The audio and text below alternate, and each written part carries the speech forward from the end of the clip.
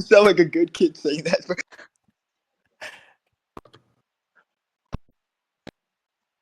All right, Alrighty, it's go in there. ahead, Sean. All right. Announce. Yeah. So we're in debate room. We have Packeryuh versus Vesper on whether or not the moral realist position is trivial or non-trivial. Yeah. Right.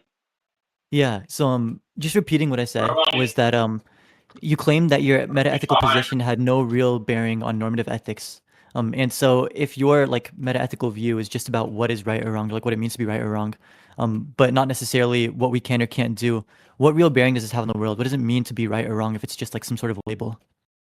Well, actually, I think we might be confusing the terminology there. When you're saying right or wrong, it's not necessarily covering that. That's also the normative ethical thing, but it's more of like covering, Good you and know, bad.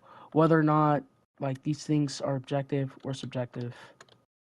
Whoa, like Um, okay, when you say these things, what are you talking about? Like the rightness or the wrongness, like, right?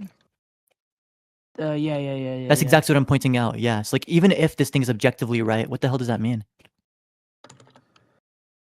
When we're talking about objective, I guess the criterion for that would be it would be non-selfish, non-desire based, and categorical. Sorry, I'm not asking what it means to be objective. I'm asking what it means to be right. It's What it like, means to okay, be let's say right. X is objectively right. What can we say about X? I'm not really covering that. Again, That's why I'm saying your view is trivial. That's like the whole triviality that I'm pointing out, right? That you can say something is right or wrong, but that really means nothing.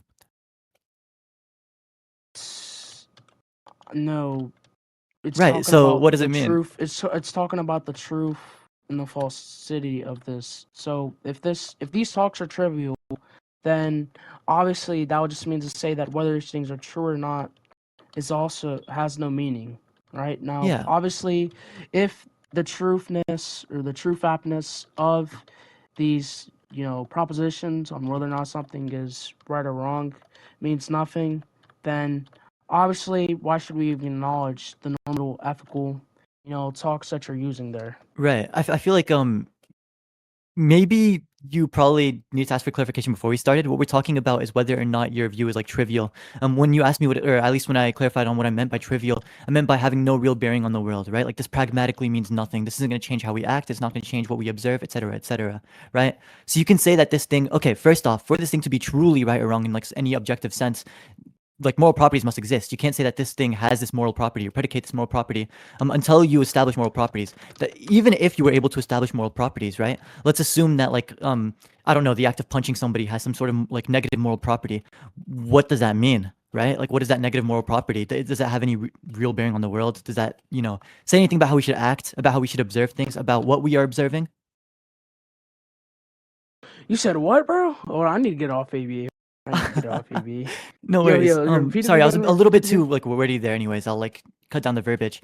Okay. First off, we can't truly say that something is truly right or truly wrong because that's like presupping that these true moral properties exist that we can predicate things onto. That's number one, right? If you want, you can like handle that, or I can go on for number two.